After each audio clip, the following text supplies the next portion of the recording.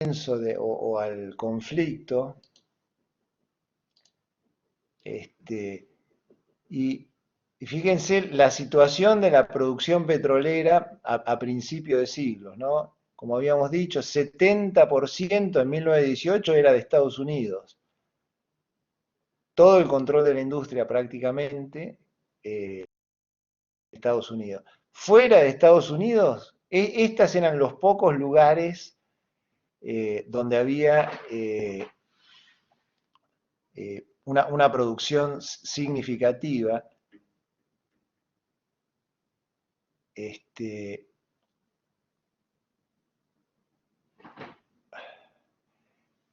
Fíjense, Rumania y Galicia, estas dos regiones fueron las que abastecieron de petróleo a los países centrales en la Primera Guerra Mundial, es decir, a Alemania, Austria y al Imperio Otomano. Rumania y Galicia, que queda en el sur de la Polonia actual. Otro productor era las Indias holandesas o Indonesia, como vimos, ¿no? Y el principal productor fuera de... sí, estamos grabando. Y el principal productor fuera de Estados Unidos para los aliados fue México. Fíjense, México, el incremento de producción que tuvo entre 1910 y 1918 fue la principal región petrolera para los aliados eh, fuera de además de Estados Unidos. Y aparte, no está graficado acá, pero está aquí, sí, estaba la producción rusa en el actual Azerbaiyán, en Bakú. Pero la importancia de México fue uno de los principales suministros de petróleo en la Primera Guerra, además de Estados Unidos. En la Segunda Guerra Mundial, uno de los principales proveedores de petróleo para los aliados fuera de Estados Unidos fue Venezuela. México dejó esa posición privilegiada. México había ya tenido caída de producción y nacionalizó su industria en 1938, y por lo tanto el país que se destacó como proveedor en la Segunda Guerra Mundial fue Venezuela. Todavía Medio Oriente en la Segunda Guerra Mundial no era un productor tan importante como vamos a ver un poco más adelante. Pero fíjense que los aliados, vamos a decir, controlaban entre Estados Unidos y esto prácticamente el 90 o más del 90% de la producción mundial. Eso fue un gran diferencial en la guerra y que definió también, entre varias razones, pero una de las razones fue esa disponibilidad de petróleo total para los aliados y muy limitada para los países centrales. Ok, la manito.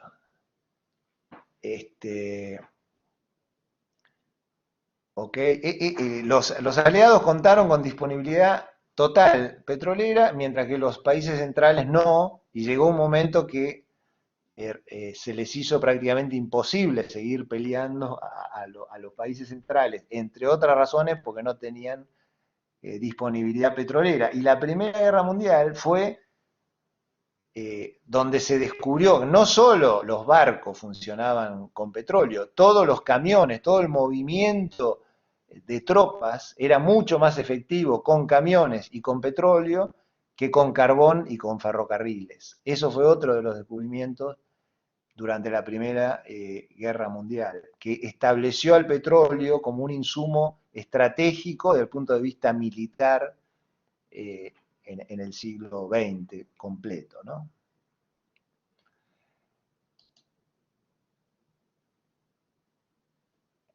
Ok, el Golfo Pérsico, como dijimos, el Imperio Británico obtuvo de todos estos países a finales del siglo XIX protectorados y relaciones diplomáticas exclusivas, sacándole estos estos son ciudades-estados, en realidad son estados muy pequeños, pero todas estas ciudades-estado de importancia estratégica para el acceso marítimo al Golfo Pérsico, fueron dominadas por los británicos ya a finales del siglo XIX. ¿Okay? Solo les obtuvieron su independencia en 1961 Kuwait y en 1971 el resto de países. Tenían dominio británico hasta esa época.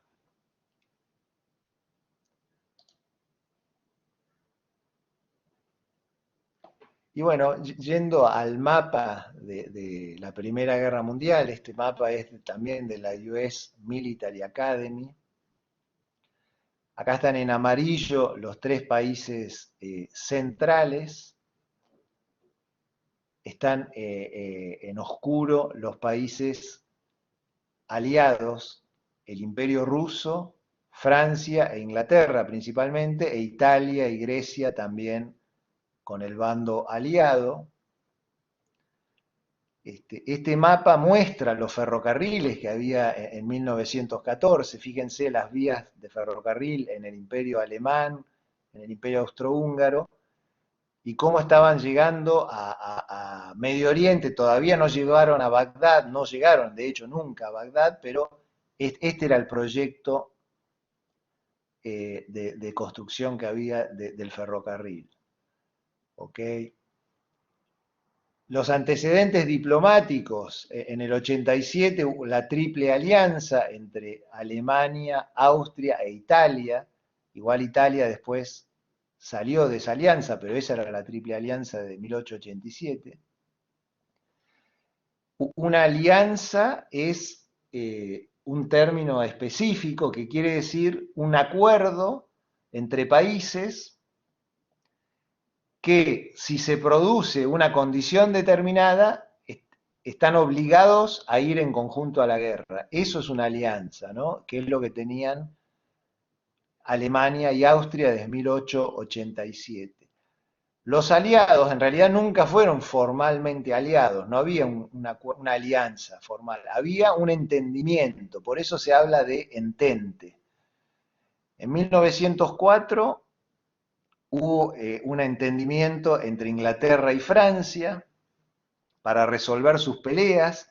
Básicamente los franceses dejaron de reclamar por Egipto, que estaba controlada por los ingleses, y los ingleses le dieron vía libre a Francia para controlar Marruecos y el norte de África, Argelia. Ese fue el primer acuerdo entre franceses e ingleses, y un segundo acuerdo entre rusos e ingleses de 1907 terminó de armar esa triple entente, porque había otro entre Rusia y Francia de 1889, que no está mencionado aquí, pero de esa manera, en base a tres acuerdos entre ellos, se formó esa alianza de Rusia, Francia e Inglaterra. ¿Okay? Las causas de la guerra hay que buscarlas de acuerdo a estos autores que les hemos traído, en esos conceptos que estuvimos diciendo, en ese ferrocarril, en ese acceso a las reservas petroleras. Hay que mirar en que los dos grandes imperios, el ruso y el británico, no aceptaron ese desarrollo o esos proyectos de desarrollo entre alemanes y otomanos, y por eso fueron a la guerra. Si bien la guerra, como ustedes saben, tuvo un desencadenante y un desencadenante inmediato en el asesinato del heredero de los austríacos y en la pelea entre austríacos y rusos, y de ahí se llegó a esa guerra. Pero la tesis que tienen estos autores es la que acabamos de compartir con ustedes, ¿no? Déjenme comentarles, ¿no?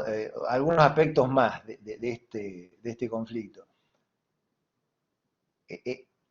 Rusia y Francia, que eran dos grandes países, no se hubieran animado a enfrentar a Alemania, que era la gran potencia militar que había vencido a Francia en 1871, no se hubieran nunca animado a enfrentar a Alemania militarmente sin la ayuda de los británicos, ¿no? Por eso la posición británica tiene que ser mirada como definitoria en el camino que fue a la Primera Guerra Mundial. Y los británicos eran clave para ganar, porque los británicos, la estrategia de la Primera Guerra Mundial, y que en gran medida se repitió en la Segunda, fue el bloqueo naval de Alemania. Es decir,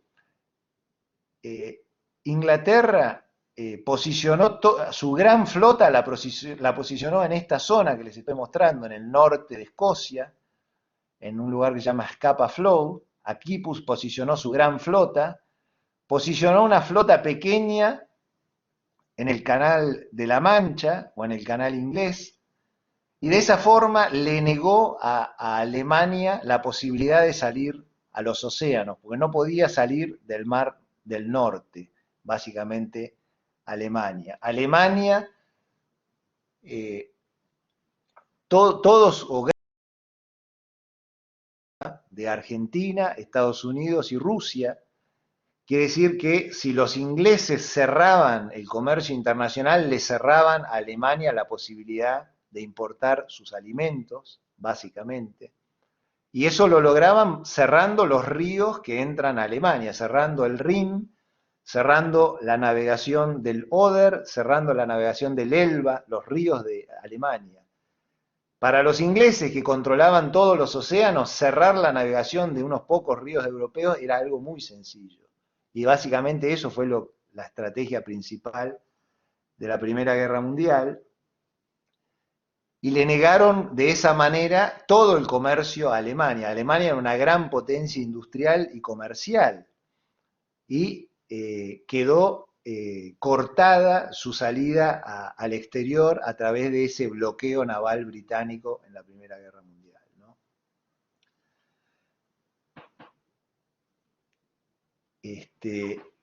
Y ese bloqueo que permaneció en el tiempo durante 4 años después de la guerra y que incluso se mantuvo después de terminada la guerra hasta que los alemanes firmaron la paz de forma incondicional y reconociendo la culpa por la guerra y todo lo que le pidieron los británicos, hasta ese momento se mantuvo ese bloqueo naval que generó hambre y un desastre humanitario, obviamente en todos los países centrales, y que mantenido en el tiempo, en 4 años, fue el que le terminó dando la ventaja decisiva a los países aliados. Sin embargo, los países aliados, aún con ese bloqueo, aún con la superioridad numérica de Rusia, Francia y Alemania unida, aún con todo eso, no lograron definir la guerra hasta que no entró Estados Unidos en 1917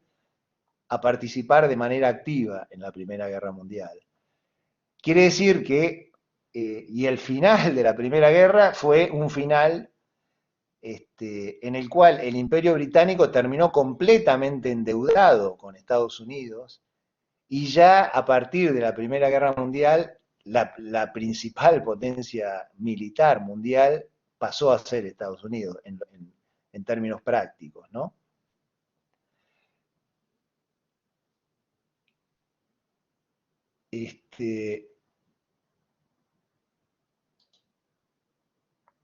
Ok, bueno, este es el mapa que ya vimos de la llegada del ferrocarril Berlín-Bagdad.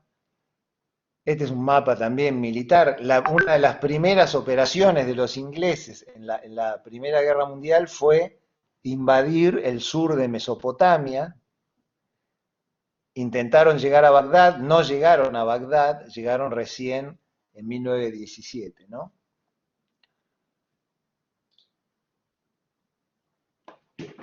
Y finalmente, este es el acuerdo diplomático famoso entre los ministros Sykes de Inglaterra y Picot de Francia, en la cual ya en mayo de 1916 se dividieron entre ellos cómo iba a ser repartido básicamente el botín de guerra, ¿no? La guerra es por territorio, la guerra es por recursos económicos, y este acuerdo básicamente dividió entre Francia e Inglaterra sus intereses en Medio Oriente. Esta sección rosada era para Inglaterra, cubriendo prácticamente todo el Irak actual. Esta zona B era de influencia británica, esta era directamente de Inglaterra y esta iba a ser de influencia británica. En esta zona de influencia quedó Kirkuk, que era ese gran yacimiento dentro de la provincia de Mosul, que daba en la zona británica, y del lado francés quedaba Mosul, que era la capital de esa provincia, ¿ok? En esta región A. Y toda esta región del Líbano, Siria y el sur de Turquía quedaba para los franceses. Esta fue la división que hicieron entre franceses e ingleses. Esta es la división que este académico que mencionamos, Lowes Dickinson, dice que es la principal prueba de cuál fue la motivación de la guerra. Hay que mirar esto, dice Lowes Dickinson. No miren el asesinato del heredero de Austria, no miren el conflicto entre Francia e Alemania. Estos son términos económicos, son recursos, esto es lo que motiva las guerras. Entonces, esto sería, de acuerdo a esa interpretación, la principal motivación. Y que ven que deja claramente del lado británico todos esos campos petroleros que vimos, que están lindando con Irán, que es la zona que ya estaba bajo dominio británico a través de la Anglo-Persian. ¿Ok?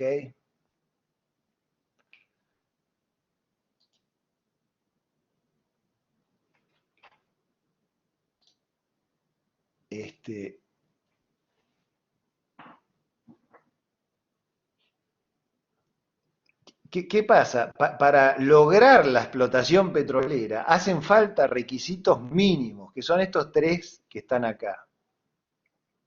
Y que vamos a ver que los ingleses o el Imperio Británico demoró muchísimo tiempo en cubrirlos todos, lo cual atrasó muchísimo los beneficios que pudo sacar de esta guerra. De hecho, si uno lo mira en términos fríos, la guerra fue, a pesar de que fueron los que ganaron, los ingleses terminaron en gran medida arruinados económicamente, con una gran deuda hacia Estados Unidos, y con activos que vamos a ver ahora, que no los pudieron poner en valor, no los pudieron explotar, no pudieron sacar los beneficios que esperaban de alguna manera, por la dificultad que tuvo en lograr estos requisitos que están acá.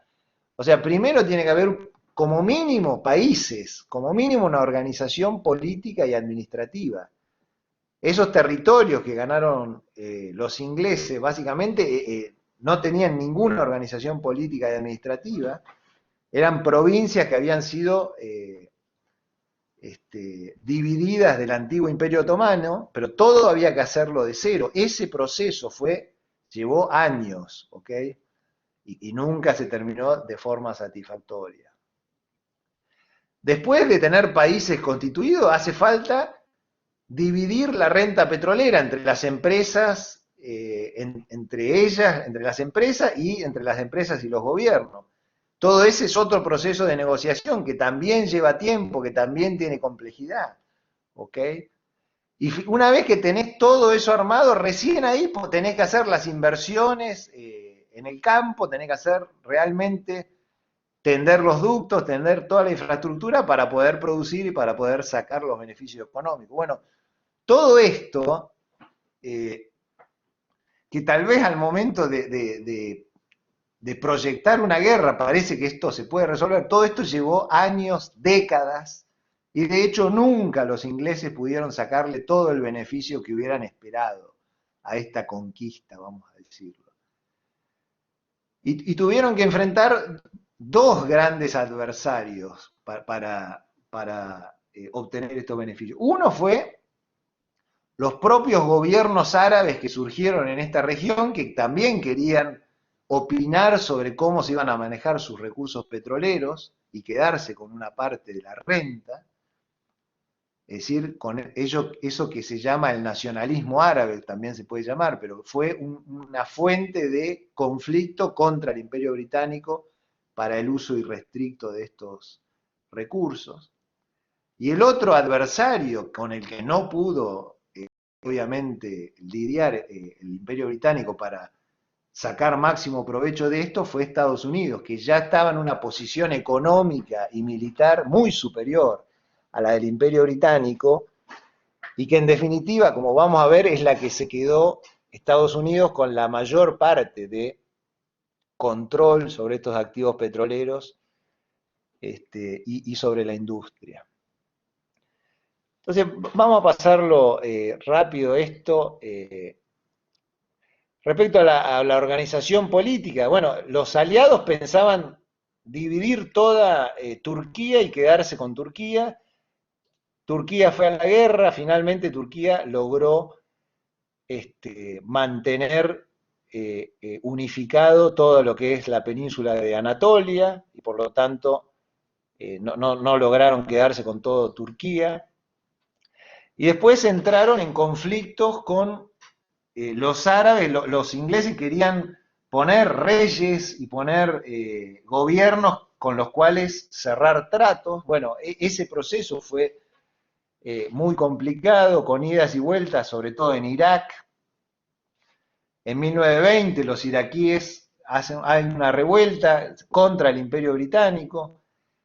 Hay 12 años de un reinado en Irak que estaba controlado por los británicos, después le dan la independencia, después van de nuevo a la guerra con los iraquíes. Es decir, eso que parecía que iba a ser más sencillo para una potencia europea, como era en el siglo XIX, la realidad del siglo XX es que fue mucho más difícil de imponer la voluntad y que, por lo tanto, los gobiernos de la región resistieron el control total de sus recursos por una potencia extranjera. En ese proceso, en 1926, acordaron finalmente con Turquía que Irak mantenga la provincia de Mosul, que era la provincia donde estaban estos principales yacimientos al norte de Irak. Todo eso tuvo que hacer Inglaterra antes de poder ir a perforar, por lo menos hasta 1926.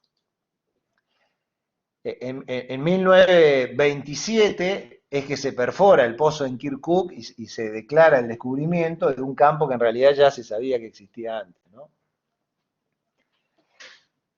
Y ahora vamos a ir al tema ese de desarrollo de negocios, que les comentaba, los esfuerzos que se hicieron para evitar la guerra y qué negociaciones de desarrollo de negocios hubieron en los momentos previos y posteriores a la Primera Guerra.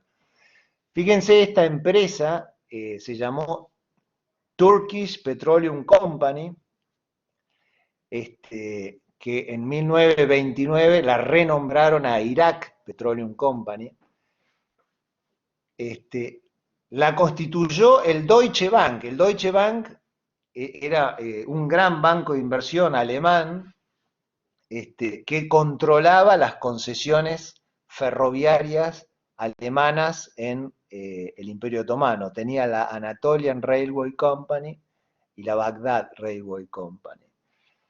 A través de estas empresas, el Deutsche Bank, esas empresas ferroviarias tenían derechos petroleros. Podían a 20 kilómetros de cada vía hacer la explotación minera o petrolera que ellas quisieran.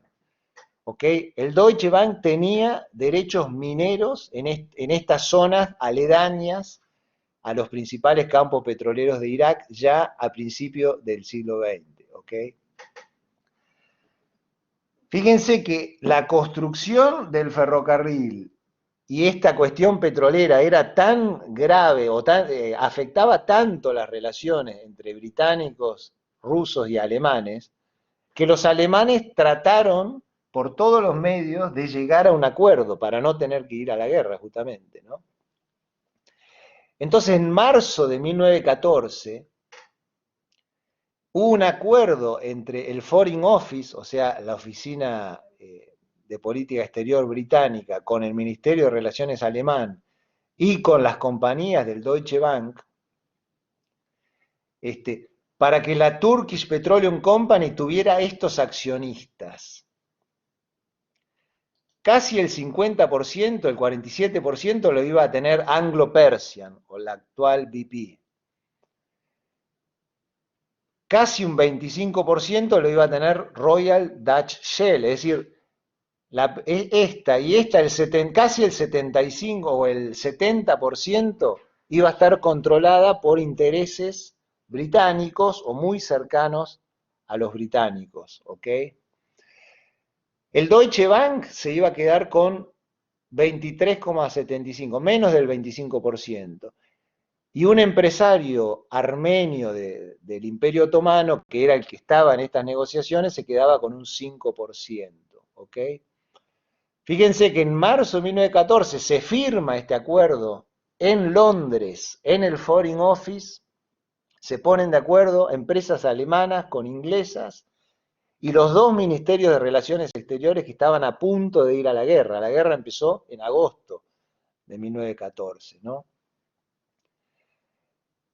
Luego de este acuerdo, en junio de 1914, el Imperio Otomano, el gobierno, mediante un decreto, se comprometió a aceptar a TPC o Turkish Petroleum Company como concesionaria petrolera en Mesopotamia. Es decir, estaba acordado entre Alemania, Inglaterra, el Imperio Otomano y las empresas involucradas esta participación accionaria en la cual casi el 70 o el 70% estaba en manos inglesas o controladas por intereses ingleses, ¿no?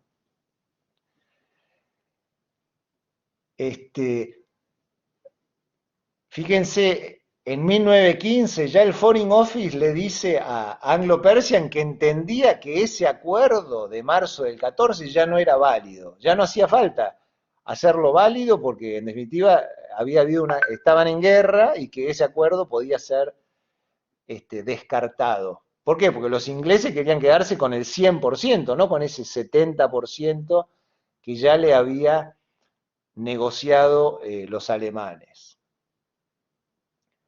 La propia Anglo-Persian solicitó en 1918 que se cancele esa concesión. Anglo-Persian se quería quedar con el 100% de esa concesión petrolera, que era la que estaba ubicada, repito, sobre las principales activos petroleros conocidos. ¿Okay? En 1920, de nuevo, se decide que la explotación de Mesopotamia era para el Estado británico, es decir, ni siquiera se lo iban a dar a las compañías, iba a ser el propio gobierno británico, de acuerdo a esta decisión, la que iba a explotar esos yacimientos que eran el gran botín que había obtenido Inglaterra en esa primera guerra. ¿Ok?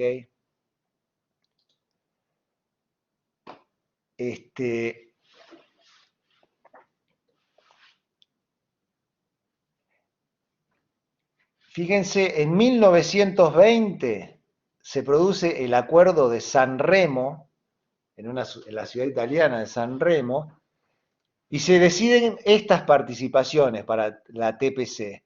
Anglo-Persian, 47, Royal Dutch, 23,75, Calouste Gulbenkian se queda con el mismo 5%, pero lo que era del Deutsche Bank en 1914 pasó a ser de la Compagnie Française de Petrol, que fue la posterior Total. ¿Ok? Fíjense que el Departamento de Estado americano consideró que este acuerdo era inaceptable. ¿Por qué? Porque dejaba fuera a todas las empresas americanas, dejaba fuera al reino árabe de Irak, que supuestamente las potencias europeas se habían comprometido a respetar,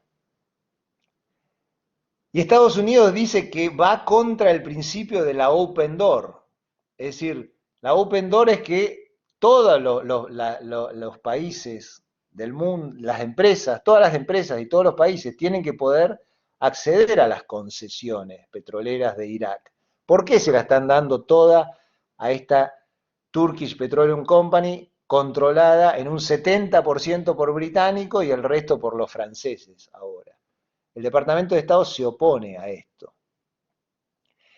Y finalmente, en 1928, gana Estados Unidos la pelea diplomática, gana esto que se llamó la guerra secreta entre Estados Unidos e Inglaterra, y las participaciones de TPC finalmente fueron estas: Anglo-Persian, Royal Dutch, la Standard Oil de Nueva Jersey y la Standard Oil de California, todas iban a tener la misma participación de 23,75.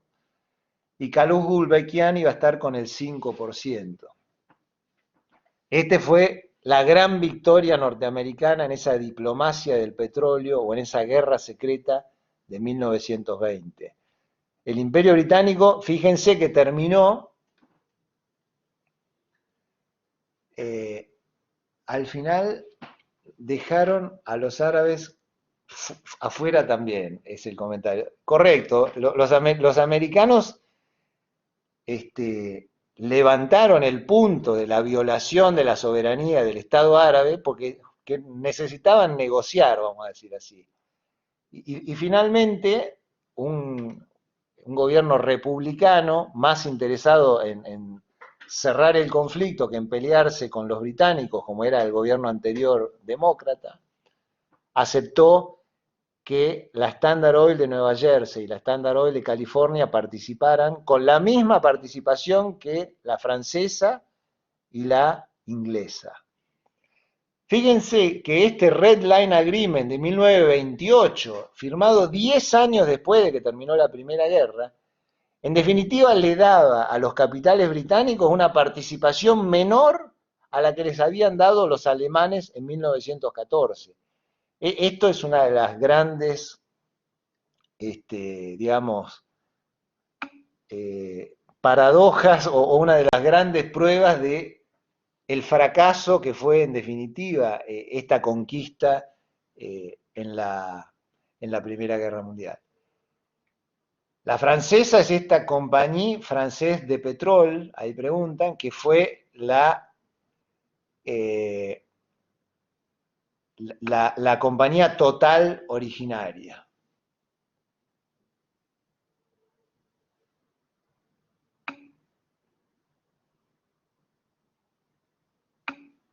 Ah, la de... sí, ahí me están señalando que no aparece acá.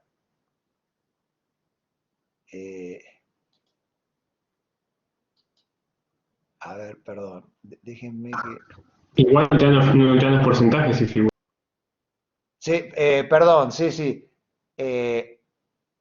La Standard Oil, las dos Standard Oil, entre las dos se quedaron con 23,75. En realidad, esto se dividió Anglo-Persian y Royal Dutch con 23,75, la compañía francesa con 23,75 y estas dos con 12% cada una. Es correcto, gracias por el comentario, no lo había notado.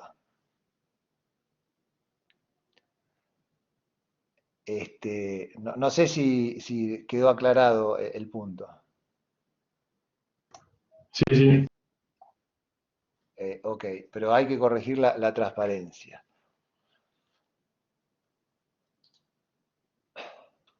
Bueno, este es el acuerdo de San Remo, estos fueron los que se dividieron el botín sin participar a los norteamericanos en 1920.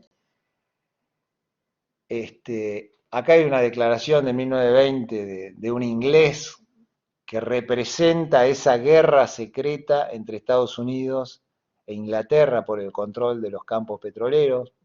La pueden leer ahí después. Y este fue el Red Line Agreement, este fue el acuerdo firmado ya en 1928 en Bélgica y que le dio la entrada a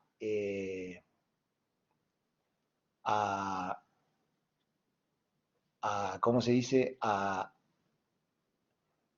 los americanos. Acá está la participación bien, perdónenme, en la anterior estaba mal. 2375 Anglo-Persian, Royal Dutch y Compagnie Française de Petrol, los tres, y la Near East Development Company también tenía este 2375, y la Near East Development Company era mitad Exxon y mitad Mobil, ¿ok?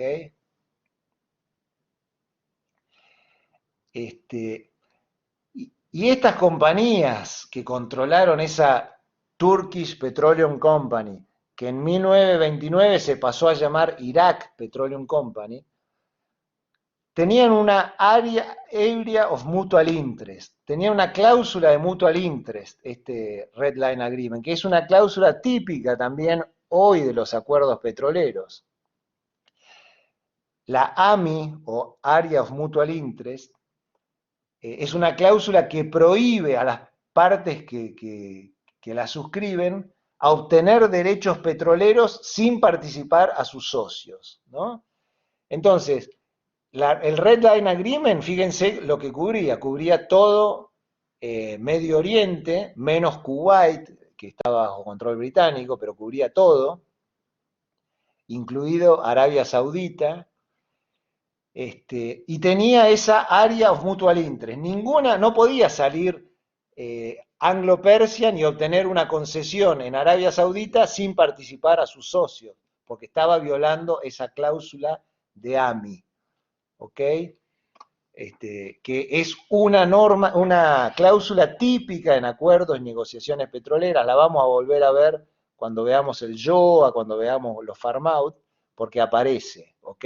Esta fue la primera vez en la historia que aparece, y a este nivel, con las grandes empresas del mundo dividiéndose entre ellas todos los recursos petroleros de Medio Oriente, sin contar Irán, ¿no?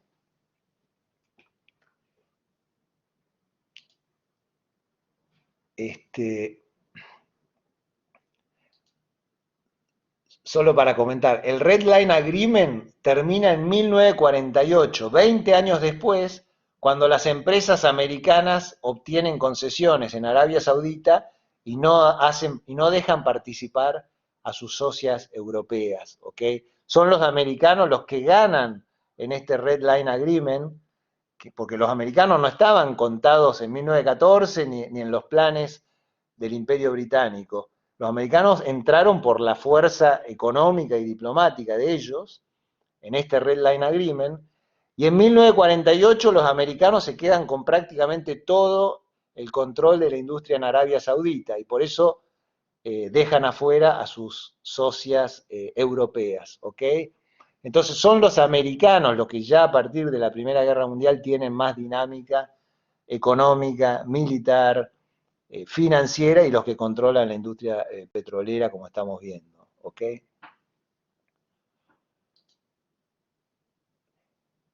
Entonces, vamos a ver un breve resumen, así, muy resumido, pero para que ustedes tengan grandes conceptos de qué es esa renta petrolera. La renta petrolera es la ganancia que generan los activos petroleros, ¿ok?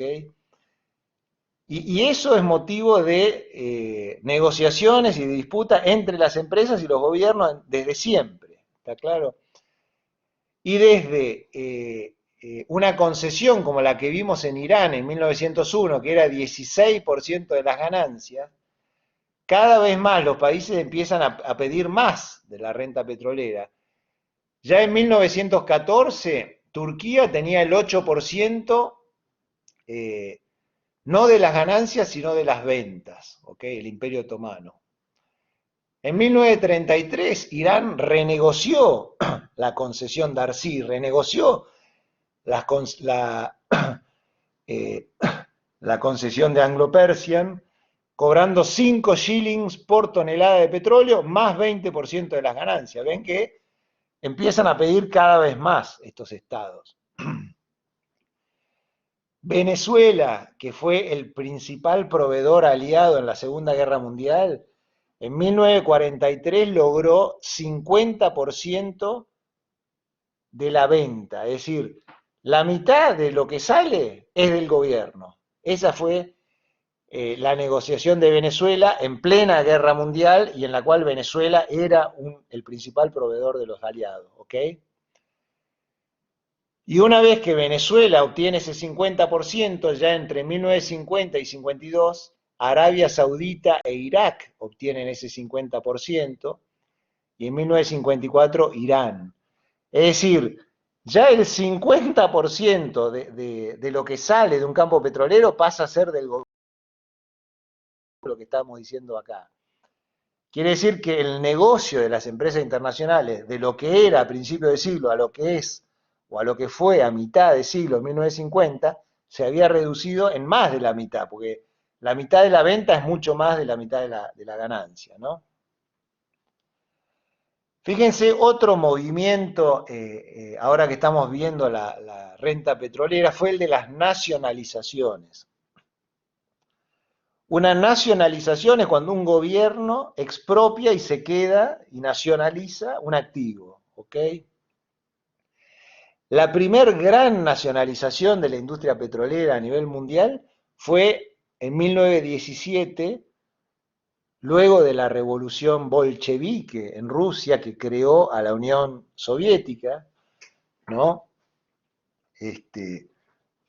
Fíjense, los ganadores de la Primera Guerra Mundial tuvieron después de la Primera Guerra condiciones durísimas, entre ellas Rusia. La Rusia del zar, que fue la que inició la guerra, desapareció a lo largo de la guerra, y en 1917 ya el zar había sido fusilado y había un nuevo país que era la Unión Soviética, y fue la primera nacionalización. Las industrias petroleras, entre ellas Shell, entre ellas otras empresas europeas y entre ellas empresas alemanas también, eran las que operaban en Bakú, en el mar Caspio, en Rusia. Todos esos activos petroleros, la revolución de octubre los nacionalizó. Y los bolcheviques o los comunistas le probaron al mundo la primera gran nacionalización exitosa, es decir, un país que le sacó los activos a las empresas privadas, los operó el gobierno y logró que funcionen y logró tener un negocio petrolero. Eso tuvo una importancia histórica enorme, como se puede ver en las nacionalizaciones que siguieron. Obviamente a esto todo Occidente intentó participar en la guerra civil contra los comunistas, intentaron boicotear la industria petrolera rusa, pero era tanta la producción que terminaron logrando hacer que su industria funcione, los rusos. ¿Okay? Dos nacionalizaciones siguientes, Bolivia en el 35, México en el 38. México nacionalizó su industria en el 38, creó Pemex y aún hoy es un monopolio estatal la producción de petróleo en México. ¿Okay? México, que había sido el gran proveedor aliado en la Primera Guerra Mundial, a partir de Pemex pasó a ser una industria controlada por un Estado nacional. ¿Okay? Después, esas nacionalizaciones que hubo en Rusia y en América del Sur llegaron a Oriente Medio con nacionalizaciones parciales en Irán en el 54 y el 51, después nacionalización en Perú, y finalmente en la década del 70, entre el 70 y el 79, nacionalización de toda la industria de Venezuela, Arabia Saudita, Irán e Irak. Fíjense cómo los estados nacionales le disputaron a las grandes multinacionales o a las grandes petroleras, primero la renta, a través de cambios en el government take, cambios en los impuestos. Y después, finalmente, con las nacionalizaciones directamente quedándose con el control total de los activos. ¿Ok? Esas son, creo que son eventos que marcaron esa tendencia. Las grandes empresas occidentales dejaron de ser grandes actores hoy en la industria petrolera, dejaron de ser los principales actores. Y hoy, ¿cuáles son los principales actores de la industria petrolera? Bueno, son estas empresas estatales que vemos acá, nacionalizadas. Acá falta Saudi Aramco, faltan empresas inclusive de China, pero las grandes empresas, las National Oil Companies, las NOCs, son hoy las principales empresas petroleras. Déjenme avanzar dos o tres transparencias.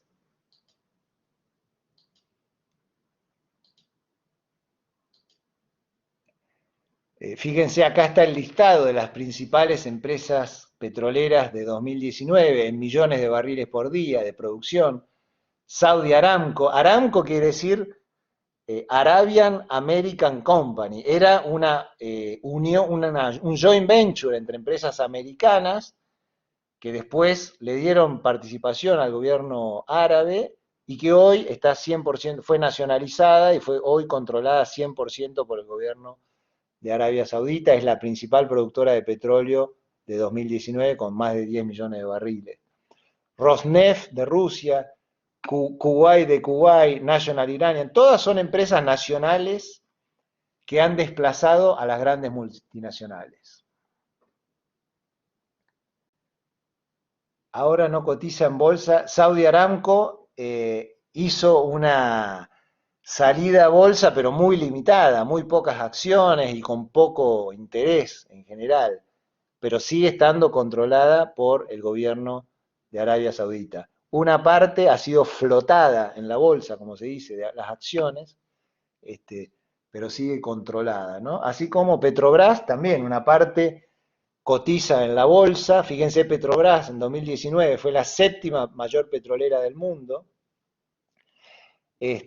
También está controlada por el gobierno de Brasil, por más que algunas acciones están en la bolsa. Fíjense que de esas principales empresas de principio del siglo solo están figurando ExxonMobil con 2,3 millones de barriles en el puesto 6 y Chevron, Standard Oil of California en el puesto 9. Todas las demás son National Oil Companies. Fíjense cómo cambió la cara de la industria de principio de siglo a final de siglo controlada por estas National Oil Companies. Bueno, creo que fue mucho, ya estamos en hora.